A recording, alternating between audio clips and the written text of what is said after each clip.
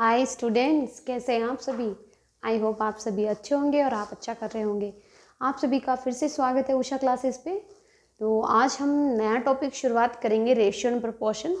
हम 7th class के average topic कर चुके हैं, सिंपल इंटरेस्ट, कंपाउंड इंटरेस्ट, ये टॉपिक्स हम कर चुके हैं। ठीक है, अभी ये 6th क्लास के लिए लेकर आई हूँ मैं आपके लिए रेशियो एंड प्रोपोर्शन। तो इसमें थोड़ी सी अगर किसी को कोई दिक्कत हो, कोई डाउट आ रहा हो इसमें, तो यहाँ से क्लियर कर सकते हैं आप अपनी क्वेरीज को। ठीक है, तो चलो स्टार्ट करते हैं वीडियो को बिना देरी किए हुए। Let's start. तो स्टार्ट करने से पहले हम ये देखेंगे इसमें बेसिक कॉन्सेप्ट क्या है। इसमें क्या है बेसिक कॉन्सेप्ट, क्या है इसमें ज़्यादा एक्चुअली इसमें जो कॉन्सेप्ट आते जाएंगे मैं आपको क्वेश्चंस के साथ समझाते जाऊंगी, तब आपको ज़्यादा अच्छे से समझ में आएगा। हालांकि इसमें 1-2 फॉर्मूले हैं, बस स्टार्टिंग में हमें ये पता होना चाहिए, बाकी मैं आपको साथ जब क्वेश्चंस आएंगे तब समझाऊंगी।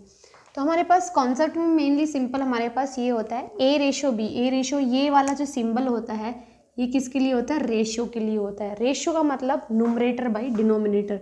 रेशियो का मतलब होता है हमारे पास जो फॉर्म होती है उसको हम रेशियो में लिख देते हैं। कौन सी फॉर्म को? न्यूमरेटर बाई डिनोमिनेटर की जो फॉर्म होती है उसको हम रेशियो की फॉर्म में इस तरह लिख देते हैं। तो यहाँ पे न्यूमरेटर, इसको अगर आप न्यूमरेटर बाई डिनोमिनेटर की फॉर्म में कन्वर्ट करेंगे तो ये क्या बन जाएगा? A by b. A is here numerator and b is denominator. Okay, and this is the symbol of, ये 4 ऐसे डॉट्स होते हैं, ये प्रोपोर्शन का होता है। किसका सिंबल होता है? प्रोपोर्शन का। इसका मतलब क्या लेते हैं हम? इक्वल। इसको क्या करते हैं? इक्वल की तरह यूज़ करते हैं। और इसमें नेक्स्ट हमारे पास सेम, हमारे पास सी और डी के बीच में जो रेशियो दिया हुआ है वो किससे? न्यूमरेटर डिनोमिनेटर की फॉर्म में हमारे पास सी बाई डी लिख देंगे इसको। ओके, तो हमारे पास यहाँ पे जब हमारे पास a by b equal to c by d है तो हमने क्या किया, इसको क्रॉस मल्टीप्लाई करके जब इसको सोल्व किया तो हमारे पास एक फॉर्म ये भी बन गई। काफ़ी बार इस फॉर्म का यूज होता है, काफ़ी बार इस फॉर्म का यूज। जिस फॉर्म का यूज हो हम उसी के अकॉर्डिंग अपने फॉर्मूले को मॉडिफाई कर सकते हैं। नेक्स्ट कॉन्सेप्ट आता है हमारा if a is equal to b, a is to b. Is to b भी बोलते हैं हमारे पास रेशो को। ए रेशो बी प्रोपोर्शन है, बी रेशो सी दे रखा हो तो हमारे पास क्या होता है? A by b equal to b by c. It means इनके बीच में हमारे पास क्या है? कॉमन टर्म क्या है? बी। जब आपको ये सेकंड वाला प्रोपोर्शन बी कॉमन दिया हो और आपसे ये थर्ड वाला प्रोपोर्शन पूछा जाए, थर्ड नंबर पूछा जाए, this is the first number, this is the second number, C third number and D is the fourth number. ठीक है, लेकिन यहाँ पे फोर्थ नंबर ना देके बीच वाला कॉमन कर दिया गया। तो बीच वाला कॉमन कर दिया गया, जब हमने इसको न्यूमरेटर बाई डिनोमिनेटर की फॉर्म में लिखा तो ए बाई बी बन गया, बी बाई सी बन गया। आपने फिर से इसको क्रॉस मल्टीप्लाई किया है, जब इसको फिर से क्रॉस मल्टीप्लाई करेंगे तो हमारे पास क्या आएगा? ए के साथ सी मल्टीप्लाई हो जाएगा equal to B into B हो जाएगा, बी स्क्वायर हो जाएगा। तो A C equal to B square हो गया। ओके, तो हमारे पास अगर मैं b की वैल्यू निकालना चाहूँ यहाँ से तो हमारे पास क्या आ जाएगी? b की वैल्यू निकालना चाहेंगे तो हमारे पास क्या निकल जाएगी? b is equal to under root a c. काफ़ी बार क्या रहेगा, आपको डायरेक्टली दिया रहेगा ए दे रखा होगा, b दे रखा और आपसे थर्ड नंबर पूछ लिया जाएगा। क्या पूछ लिया जाएगा? थर्ड नंबर पूछ लिया जाएगा। तो आपसे ये 2 नंबर दे रखे होंगे तो आपको ये वाला फॉर्मूला लगा देना है। कौन सा? लेट अस सपोज ए की वैल्यू दे रखी है तो ए की पुट कर देंगे, बी की दे रखी बी की पुट कर, सी की आराम से निकल जाएगी। तो हमारे पास इस तरह से हम इनको यूज़ करते हैं और देखते हैं क्वेश्चंस में कैसे इनका इम्प्लीमेंटेशन है।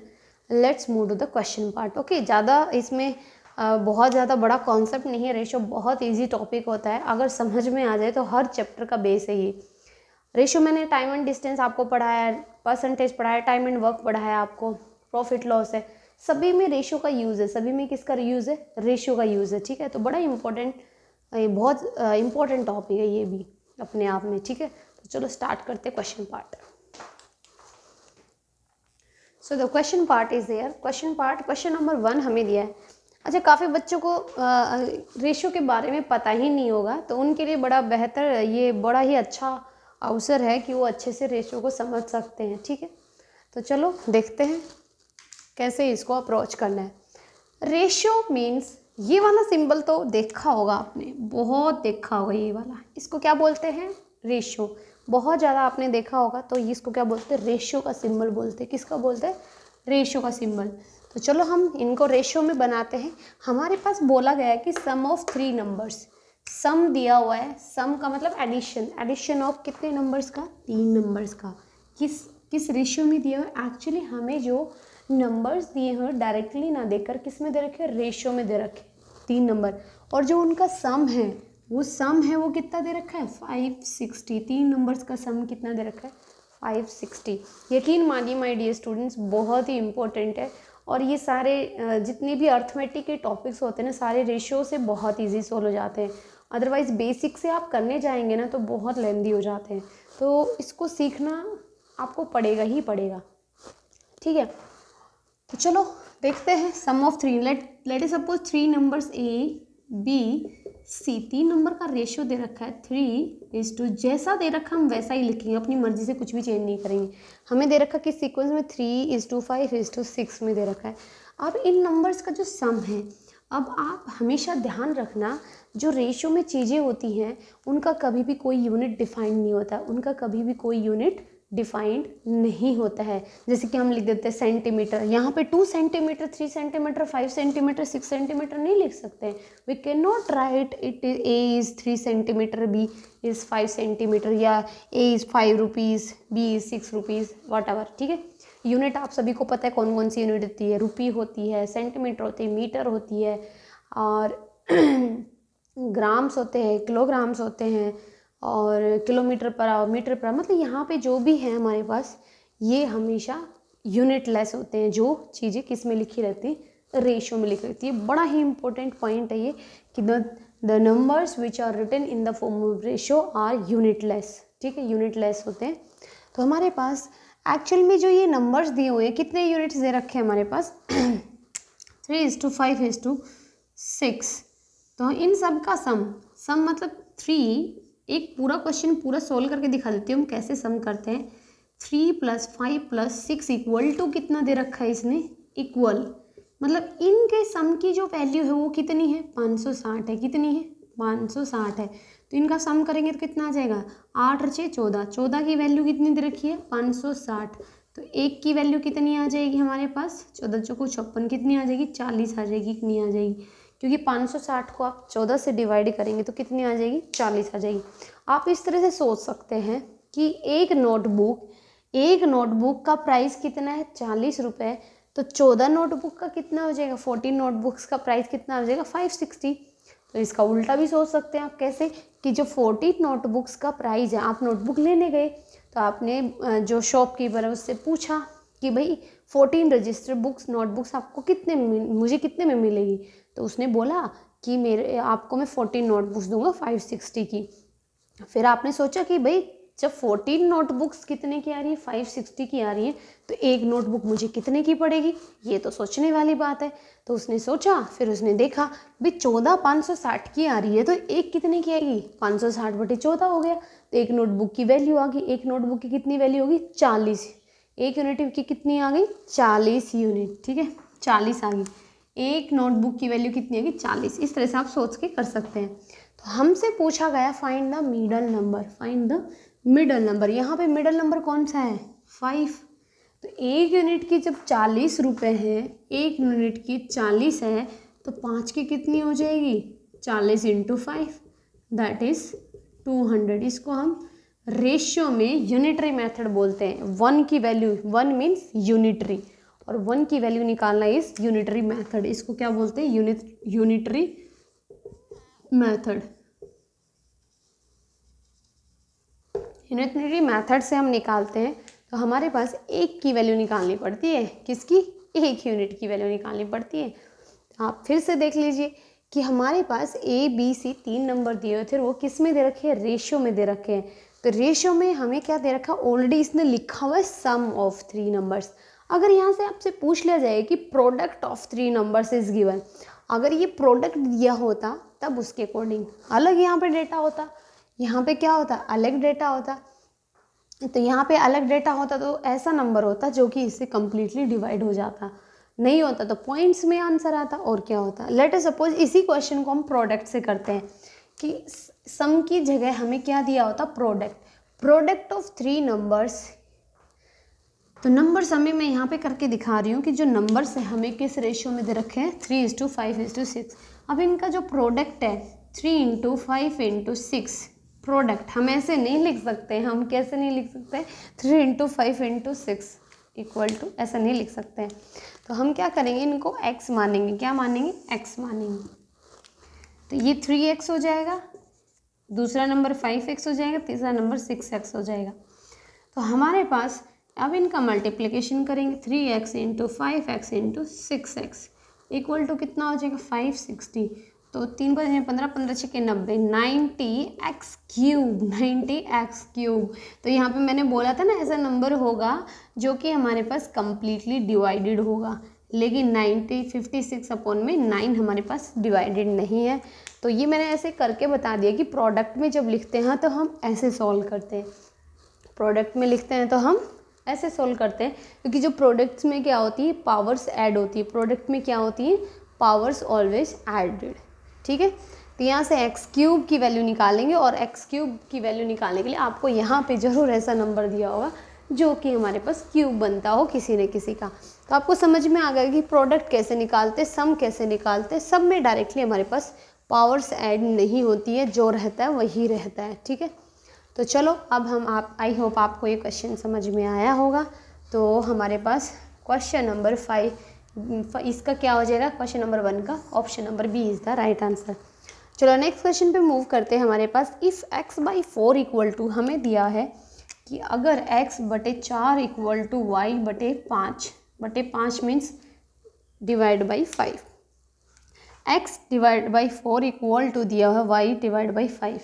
तो मुझे तो यहाँ से देखते ही पता चल गया कि इसका रेशो बनेगा 4:5 बनेगा। क्या बनेगा 4:5 बनेगा। लेकिन आप लोगों को थोड़ा सा करके बता देती हूँ स्टेप बाय स्टेप, फिर नेक्स्ट क्वेश्चंस में हम प्रैक्टिस करेंगे तब मैं बार बार आपको सेम स्टेप नहीं लिखूँगी। तो आप बेहतर यहीं पे देख लें कि हम कैसे सॉल्व करते हैं। तो आप इसको क्रॉस मल्टीप्लाई कर लीजिए बिल्कुल एकदम बेसिक 0 लेवल से। तो 5 इंटू एक्स हो जाएगा, 5x बन जाएगा इक्वल टू क्या बन जाएगा 4y। मुझे क्या निकालना है, रेशो निकालना है किसका, x और y का। मीन्स x और y का रेशो का मतलब क्या है, x डिवाइड बाई y। अब यहाँ से x है, यहाँ y है, तो आप ये y को इसके नीचे ले आएंगे, किसके, x के नीचे ले आएंगे। तो x के नीचे क्या आ गया, y आ गया इक्वल। तो ये 5 कहाँ है, इसका कोफिशिएंट है किसका, x का, तो ये किसके नीचे चला जाएगा 4 के। तो 4 बाई कितना हो गया 5 हो गया। तो यहाँ से रेशो क्या बना, x और y का रेशो, x और y का रेशो क्या बना, हम ऐसे रेशो फॉर्म में लिखेंगे तो ऐसे लिख देंगे 4:5। क्यों, क्योंकि जो ये नुमरेटर को इक्वेट करता है और डिनोमिनेटर को इक्वेट करता है। तो नुमरेटर में क्या है x है, तो x की वैल्यू कितनी है 4, डिनोमिनेटर में क्या है y की वैल्यू कितनी है 5। तो हमारे पास रेशो क्या बन गया, x/y का रेशो बन गया हमारे पास 4:5। Option number A is the right answer. तो ये बिल्कुल एकदम बेसिक एकदम 0 लेवल के क्वेश्चंस है कि किसी को बिल्कुल भी नहीं समझ में आता, तो आप इन क्वेश्चन से शुरुआत करेंगे, स्टार्ट करेंगे तो आपको समझ में आने लगेगा कि रेशियो क्या है और क्या इसकी इम्पोर्टेंस है। ठीक है, तो चलो और क्वेश्चंस देखते हैं और कैसे कैसे मतलब उनको टैकल करना है ये हम सीखेंगे। और मुझे इतना कॉन्फिडेंट है कि आप इस तरह से लर्न करेंगे तो आप डेफिनेटली सीखेंगे, ऐसा नहीं आपको समझ में नहीं आएगा। I have that much confidence on you. Okay, so let's move to the next question part, let's move. So the next question is question number 3. Find the third proportion of 4:16:24. हमें third proportion निकालना है, किसका निकालना है, ये numbers हमें given है 4:16:24। तो मैंने आपको बताया था चार नंबर होते हैं A B C D, इसने थर्ड नंबर पूछ लिया कौन सा, C वाला।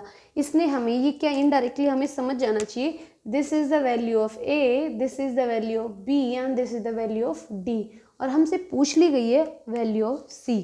तो आप सभी को पता है A:2B:2 प्रोपोर्शन C:2D होता है कि नहीं होता है, होता है। तो A/B इक्वल टू क्या हो जाएगा C/D। A की वैल्यू दे रखी कितनी हमें 4, B की कितनी है 16, C की हमें निकालनी है, D की कितनी दे रखी 24। ठीक है, अब आप अपना बेसिक से भी जा सकते हैं और शॉर्ट स्मार्टेस्ट वे भी आप यूज़ कर सकते हैं। कैसे, अगर मैं आपकी तरह मैं सोचूं तो आप कैसे करेंगे, देखो आप करेंगे इसको और इसको क्रॉस मल्टीप्लाई करेंगे, आप इसको और इसको पहले क्रॉस मल्टीप्लाई करेंगे, देखते जाइए 16 इंटू में C लिखेंगे और 24 इंटू 4 करेंगे, पहले मल्टीप्लाई करेंगे, 24 इंटू 4 कितना करेंगे 96 लिख देंगे, 96 लिख देंगे आप। फिर C इक्वल टू क्या करेंगे 96 डिवाइड बाई 16 करेंगे, फिर इसको कैंसिल करेंगे, तब भी यही आना है हमारे पास। स्मार्टेस्ट अप्रोच कैसे करना है हमको, मैं अब आपको बताती हूँ। मैं आपकी जगह होती तो मैं कैसे अप्रोच करूँगी इस क्वेश्चन को। मैं ऐसे करूँगी इसको सिंपल, ये 4 1 जा 4 एंड 4 जा 16 और ये हमारे पास 4 6 जा 24 हो गया। जब भी डिनोमिनेटर में हमारे पास जितनी चीज़ें कैंसिल हो सकती हैं हम कर सकते हैं। थोड़ा सा ये खिचड़ी बन गई है, एक बार इसको थोड़ा नीट एंड क्लीन लिख देती हूँ।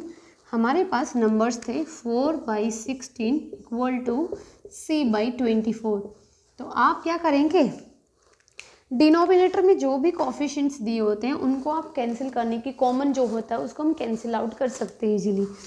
तो मैं और दूसरा तरीका और भी शॉर्टेस्ट अप्रोच क्या होगा, 8 दूनी 16 8 3 24, बोलो दोनों में 8 8 कॉमन है, डिनोमिनेटर में कॉमन है, कैंसिल हो जाएगा। क्यों हो जाएगा, जब क्रॉस मल्टीप्लाई करते तब भी तो कॉमन ही निकलता है ना।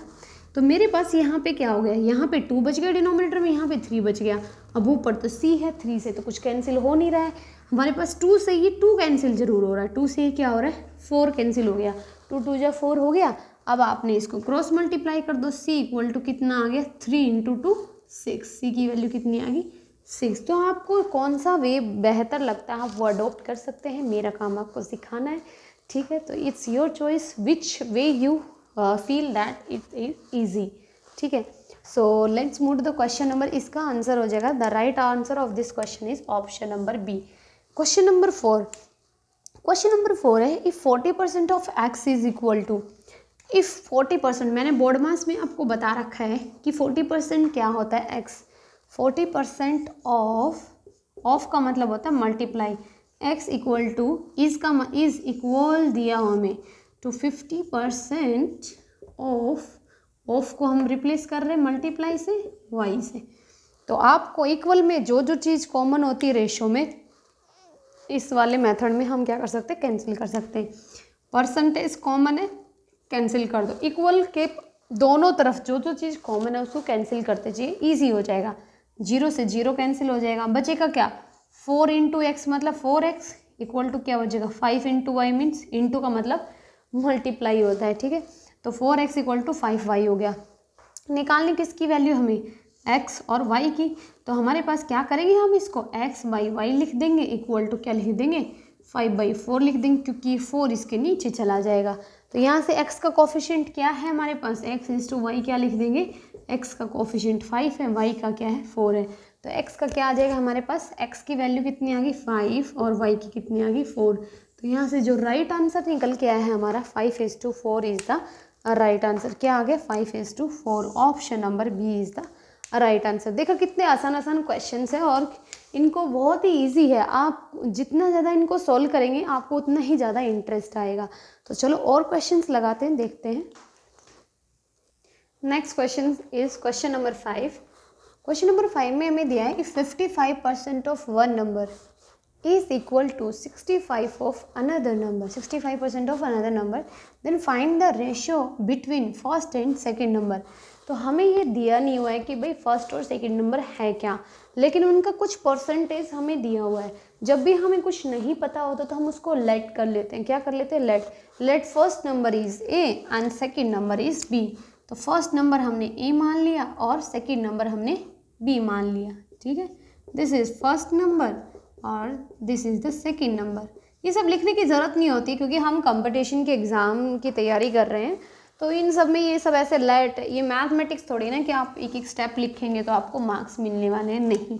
आप शॉर्टेस्ट अप्रोच अपनाइए कि भाई 2 नंबर है तो उसका 55% ऑफ वन नंबर, 55% ऑफ का मतलब multiply one number, let it B x मान लेते हैं, वाई मान लेते हैं, या फिर हमारे पास ए और बी मान लेते हैं।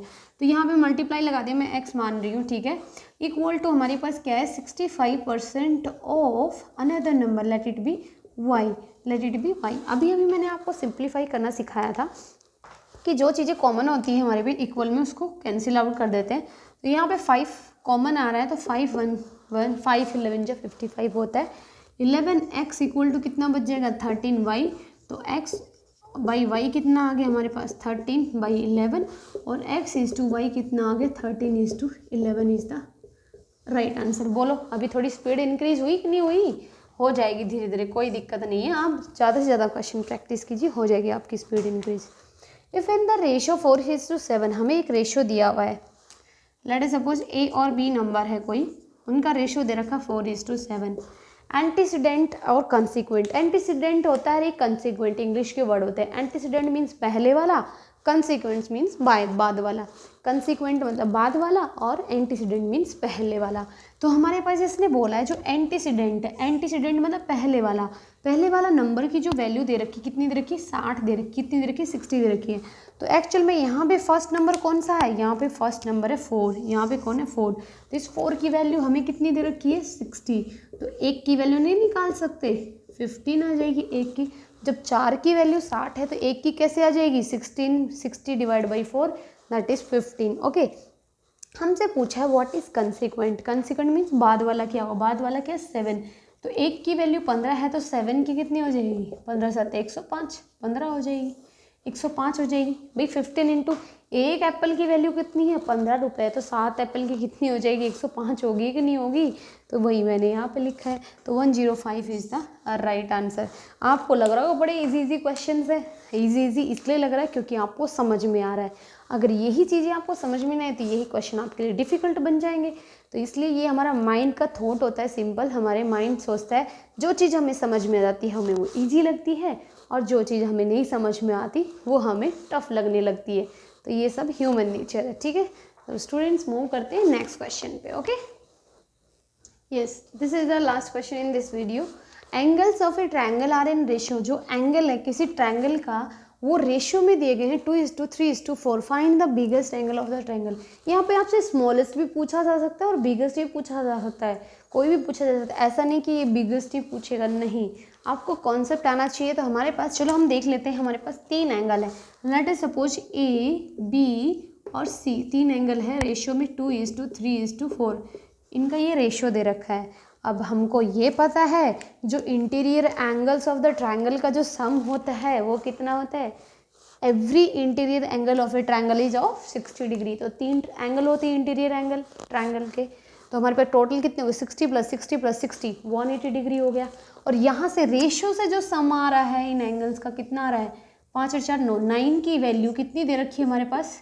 इनडायरेक्टली हमें पता होना चाहिए कि जो एंगल ऑफ द ट्रायंगल होते हैं उनका इंटीरियर का जो सम होता है वो क्या होता है हमारे पास, 180 डिग्री होता है। तो 9 यूनिट की 180 डिग्री है, तो 1 यूनिट की कितनी हो जाएगी, 180 divide by 9 that is 20 degree. That is वो 20 डिग्री आ जाएगी। 20 डिग्री क्यों आया है, क्योंकि 180 डिग्री डिवाइड बाई 9, तो इसको सोल्व करेंगे तो 20 डिग्री ही आना है, ठीक है। अब इसने पूछा बिगेस्ट एंगल कौन सा का, रेशियो में यहाँ से बिगेस्ट वैल्यू कितनी है 4 और स्मॉलेस्ट कितनी है 2। तो स्मॉलेस्ट एंगल 1 यूनिट की 20 डिग्री है, तो 2 यूनिट की कितनी होगी, 40 डिग्री होगी। यहाँ पे 1 यूनिट की 20 डिग्री है तो 4 यूनिट की कितनी होगी, 80 डिग्री होगी। 4 यूनिट की कितनी होगी, 80 डिग्री, 80 डिग्री होगी। भाई एक एप्पल की वैल्यू 20 यूनिट है तो 4 एप्पल की कितनी हो जाएगी, 80 हो जाएगी। 20 × 4 दैट इज़ 80। तो 80 is the right answer of this question. तो यहाँ से जो बिगेस्ट एंगल आया वो 80 डिग्री आया और स्मॉलेस्ट एंगल आया वो क्या है, 40 डिग्री आया, और जो मिडल एंगल आया है वो कितना आ जाएगा, 60 डिग्री। 20 या 60 हो जाएगी, ये 60 डिग्री आ जाएगा। तो माय डियर स्टूडेंट्स, आज की इस वीडियो में इतना ही रखते हैं, ठीक है। मिलते हैं आपसे नेक्स्ट वीडियो में, इन्हीं इसके नेक्स्ट पार्ट में करेंगे, इसके जो बच गए क्वेश्चंस हैं उनको करेंगे, ठीक है। तब तक आप क्वेश्चंस की प्रैक्टिस करते रहना और रेशियो के कॉन्सेप्ट को अप्लाई करने की कोशिश ज़रूर करना, ठीक है। तो बाय बाय, टेक केयर, जय हिंद, जय भारत, बाय बाय।